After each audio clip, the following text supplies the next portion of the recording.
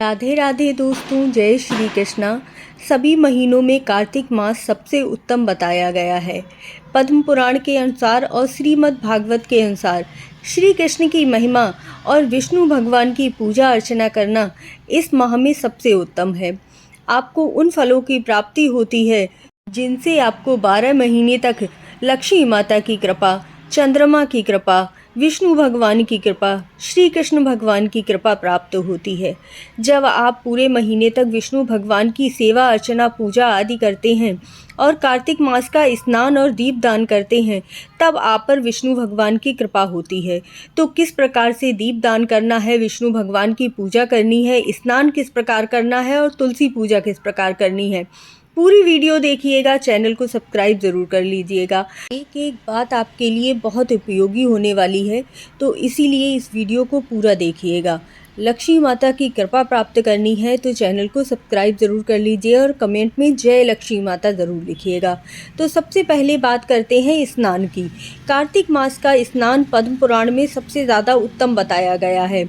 ब्रह्म मुहूर्त में उठकर यह स्नान करना चाहिए। अगर ऐसा कर पाना संभव नहीं हो पा रहा है तो सूर्योदय से पहले आप स्नान अवश्य ही कर लीजिएगा। उसके बाद आपको पूजा अर्चना करनी है। अपने सुबह के दैनिक कार्य निपटा लीजिए, उसके बाद भी आप पूजा अर्चना कर सकते हैं। स्नान आपको सूर्योदय से पहले कर लेना है। मैं क्या करती हूँ कि पहले लड्डू गोपाल को उठा देती हूँ, उन्हें मिश्री का भोग लगा देती हूँ और उसके बाद अपने दैनिक कार्य निपटाने के पश्चात अपनी सुबह की पूजा करती हूँ, क्योंकि व्यस्तता की वजह से पूजा करने में ज़्यादा टाइम लगता है।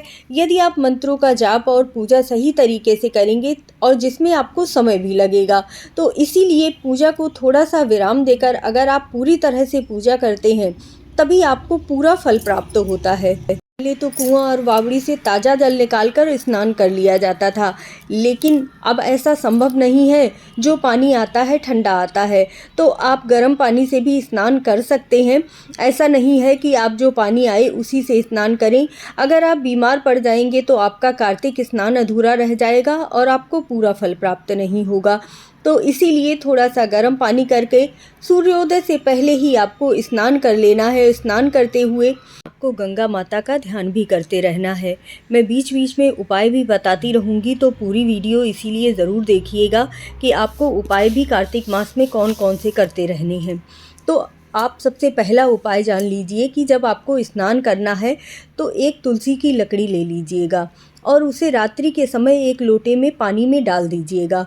सुबह के समय आपको इसी जल को, लकड़ी को हटा दीजिएगा, क्योंकि बाथरूम में वो लकड़ी आपकी नहीं जानी चाहिए। तुलसी माता हैं, आप पर कृपा करेंगी और उस जल को अपने जल में मिक्स कर लेना है और इसी जल से आपको स्नान करना है। इस बातों का ध्यान रखिएगा। अगर छोटी छोटी बातें भी आप ध्यान रखते हैं तो आपकी पूजा पूर्ण होती है। अब आपको स्नान शुरू किस दिन से करना है?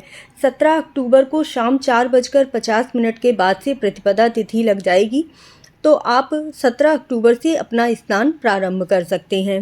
इसके पश्चात आप जिस तरह से अपनी दैनिक पूजा करते हैं, सूर्य भगवान को जल चढ़ाते हैं, तुलसी माता की पूजा करते हैं, आपको उसी प्रकार पूजा अपनी प्रारंभ करनी है। बस ध्यान क्या क्या चीज़ें रखनी है। तुलसी माता को इस दिन आपको एक चुनरी अर्पित करनी है। जिस दिन पहले दिन पूजा करेंगे, एक चुनरी ज़रूर अर्पित कीजिएगा। उसके बाद आपको 11 बार तुलसी माता को कलावा बांधना है। बहुत ही उत्तम फल प्राप्त होता है। लक्ष्मी माता की कृपा बरसती है, धन वैभव बरसता है, ऐश्वर्य बरसता है और कलावा बांधने से आपके घर में जो भी नकारात्मक ऊर्जा होती है वह समाप्त हो जाती है। इसके पश्चात थोड़ा सा दूध डालकर और आपको तुलसी माता को जल चढ़ाना है। ध्यान रखिएगा, ज़्यादा दूध मत डालिएगा, नहीं तो चींटियाँ लग जाती हैं और आपका तुलसी का पौधा सूख जाता है। तो इसीलिए थोड़ा सा, बस 1 चम्मच 1 बूंद आपको दूध डालना है। इसके पश्चात आप कुमकुम से और हल्दी से तिलक कीजिएगा। जितनी भी पत्तियां हैं उन सभी में आपको हल्दी और कुमकुम लगाना है। कुछ जगहों पर सिंदूर भी लगाया जाता है, लेकिन कुछ जगहों पर जब तुलसी माता का विवाह होता है उसके बाद ही सिंदूर अर्पित किया जाता है। तो देख लीजिएगा, जैसा आपके यहाँ होता हो आप वैसा कर लीजिएगा। इसके बाद आप पुष्प अर्पित कीजिए, एक शुद्ध देसी घी का दिया जलाकर आरती उतारिए और उसके पश्चात तुलसी माता के मंत्रों का जाप अवश्य कीजिएगा। जो मैं स्क्रीन पर दे रही हूँ, 8 नाम तुलसी माता के वह बहुत प्रमुख है नाम, उनका जाप अवश्य कर लीजिएगा। इससे तुलसी माता की विशेष कृपा होती है। आरती उतारिए तुलसी माता की और उसके पश्चात आपको भोग स्वरूप जो भी आपके पास हो वह आप भोग स्वरूप मिश्री या फिर ड्राई फ्रूट्स जो भी हो आप अर्पित कर सकते हैं। इसके पश्चात आपको 11 बार तुलसी माता की परिक्रमा ज़रूर करनी है। अब आइए समझते हैं कि आपको कार्तिक मास के लिए कौन कौन सी पूजा सामग्री आपके पास होनी चाहिए। एक चीज़ एक बात बहुत ही उपयोगी है, इसीलिए पूरी वीडियो देखिएगा, तभी आपको पूरा कार्तिक माह का स्नान से लेकर दीपदान तक की विधि समझ में आएगी। चैनल को सब्सक्राइब ज़रूर कर लीजिएगा अगर आपको थोड़ी भी वीडियो पसंद आती है। इस माह में विशेष रूप से तुलसी माता की पूजा और विष्णु भगवान के किसी भी स्वरूप की पूजा करने का महत्व होता है। तो विष्णु भगवान को कौन कौन सी चीज़ें प्रिय होती हैं? आपको इस माह में विष्णु भगवान के किसी भी स्वरूप की पूजा करनी है। लड्डू गोपाल है तो लड्डू गोपाल की पूजा कीजिए, सालिग्राम भगवान है तो सालिग्राम भगवान की पूजा कीजिए, नहीं तो आप फोटो की भी पूजा कर सकते हैं। इसके पश्चात आप थोड़ा सा दूध में हल्दी डालकर और तिलक ज़रूर कीजिएगा। विष्णु भगवान को तिलक बहुत ही प्रिय होता है हल्दी का, तो आप ये एक विशेष उपाय भी कर सकते हैं। यह उपाय आपको 43 दिन तक करना होता है। थोड़ा सा दूध लीजिए, उसमें हल्दी मिश्रित कीजिए, विष्णु भगवान का नाम लेते हुए ओम नमो भगवते वासुदेवाय नमः का जाप करते हुए विष्णु भगवान को या लड्डू गोपाल को हल्दी का तिलक लगाना है और वही तिलक आपको अपने माथे पर भी लगाना है। इस तरह से यदि आप ये 43 दिन तक कर लेते हैं तो यकीन मानिए विष्णु भगवान की विशेष कृपा होती है आपके ऊपर और लक्ष्मी माता की कृपा होती है। जो भी आपके ऊपर संकट है, जो भी आपका कार्य रुका हुआ है वह पूर्ण हो जाता है। इसके पश्चात आपको पीले रंग के फूल विष्णु भगवान को अर्पित करने हैं और पीले रंग का भोग अर्पित करना है। विष्णु सहस्त्र नाम का पाठ करना है। यदि आपके घर में लड्डू गोपाल हैं तो उन्हें पीले रंग के वस्त्र ज़्यादा से ज़्यादा पहनाइएगा और जिससे कि विष्णु भगवान की आप पर कृपा हो। यदि सालिग्राम भगवान हैं तो आप उन्हें पीले रंग के आसन पर विराजमान कर सकते हैं। कृष्ण भगवान का मूल मंत्र है, आप उसका भी जाप कर सकते हैं। हरे कृष्णा कृष्ण कृष्णा हरे हरे। कोई भी परेशानी आने वाली हो, कोई भी संकट हो, उसे दूर करने के लिए कृष्ण भगवान का ये मंत्र सर्वोपरि माना जाता है। ओम कृष्णाय वासुदेवाय हरे परमात्मने प्रणतः क्लेशनाशाय गोविंदाय नमो नमः। के पश्चात आप किसी मनोकामना पूर्ति के लिए यदि कोई मंत्र जाप करना चाहते हैं, ध्यान रखिएगा आपको ये सभी मंत्र कम से कम 108 बार तो अवश्य ही जाप करने हैं। तो इच्छा पूर्ति के लिए आप एक ये विशेष मंत्र जाप कर सकते हैं। ओम श्रीम नमः श्रीम कृष्णाय परिपूर्णताय स्वाहा। इस मंत्र का भी आप जाप कर सकते हैं। एक छोटी सी अग्यारी की विधि मैंने बताई हुई है, आप इस तरह से अग्यारी भी दे सकते हैं और जो भी भोग स्वरूप अर्पित कर रहे हैं वह आप उसमें डालकर अग्यारी दे सकते हैं। आइए अब हम बात करते हैं दीपदान की। तो अभी तक आपने चैनल को सब्सक्राइब नहीं किया है तो ज़रूर कर लीजिएगा। ऐसी धार्मिक कथाओं के लिए, वीडियो के लिए मुझसे जुड़े रहिएगा। तो बात करते हैं दीपदान की। सबसे ज़्यादा कार्तिक मास में महत्व होता है दीपदान का। जब आप दीप का दान करते हैं तब सबसे ज़्यादा आपको पुण्यों की प्राप्ति होती है। जो आपके पाप हैं वह क्षय हो जाते हैं क्योंकि आप पूरा दिन कृष्ण भगवान के नामों का जाप करते रहते हैं। श्रीमद् भागवत में 1 लाख दीपदान का सबसे ज़्यादा महत्व बताया गया है। आपको कार्तिक मास में कम से कम 1 लाख दीपदान करने हैं। किस प्रकार कर सकते हैं, बहुत ही सरल विधि से समझाऊंगी, तो ज़रूर समझ लीजिएगा। 1 लाख दीपदान नहीं कर पा रहे हैं तो आपको कार्तिक मास के प्रथम दिन से कैसे उपाय करना है कि आपके दीपदान पूर्ण हो जाए। सबसे पहले तो 108 छोटी छोटी तुलसी की जो लकड़ियां हैं उन्हें तोड़ लीजिएगा और उसका एक कलावे से बंडल बना लीजिए। उसी से आपको विष्णु भगवान की आरती उतारनी है। इस तरह से आपको पूरा महीने तक तुलसी की लकड़ियों से विष्णु भगवान की आरती उतारनी है और पूजा अर्चना करनी है। अब आप कहेंगे कि मेरे पास तुलसी की लकड़ियां नहीं है तो हम क्या करें? तो आप से केवल कलावा ले लीजिए और उसका 108 के बंडल तैयार कर लीजिए और उससे भी आप आरती उतारेंगे पूजा अर्चना करेंगे तो आपको पूरा फल प्राप्त होगा।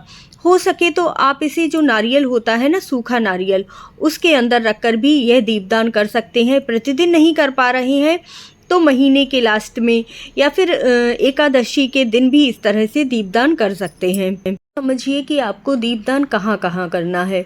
सुबह आप तुलसी माता पर दीपक जलाएंगे और संध्या के समय भी आपको तुलसी माता के समक्ष दीपक अवश्य ही जलाना है। इसी प्रकार आप भगवान विष्णु की पूजा सुबह भी करेंगे और शाम को भी अपने मंदिर में दीपक अवश्य जलाना है।